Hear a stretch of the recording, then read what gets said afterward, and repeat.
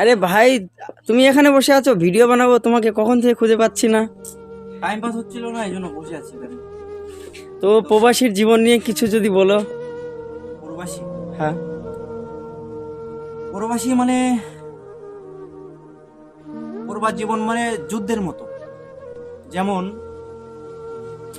সারা জীবন আমরা প্রবাস খাটি, তো অনেকেই এক একজন বিভিন্ন রকম স্যালারি পায়। তো আমি আমার কথাই বলি, মাসে 1 লাখের উপরে 1 লাখ প্লাস স্যালারি পাই 1 তারিখে, তো 2 তারিখে পকেটে 10 টাকা থাকে না।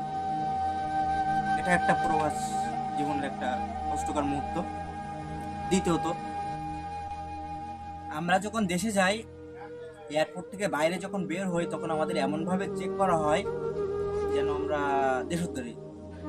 কিন্তু যারা দেশের শত্রু, তারা যখন আমাদের দেশে আসে, তাদের এমনভাবে স্বাগতম করা হয়, গোলাপের পাপড়ি বিছিয়ে, দামি কার্পেট বিছিয়ে তাদের এমনভাবে স্বাগতম করা হয়। আর আমরা দেশের জন্য এত কষ্ট করি, এত কিছু করি, আর আমাদের এমনভাবে চেকিং করা হয় যেন আমরা কোনো অপরাধ করছি।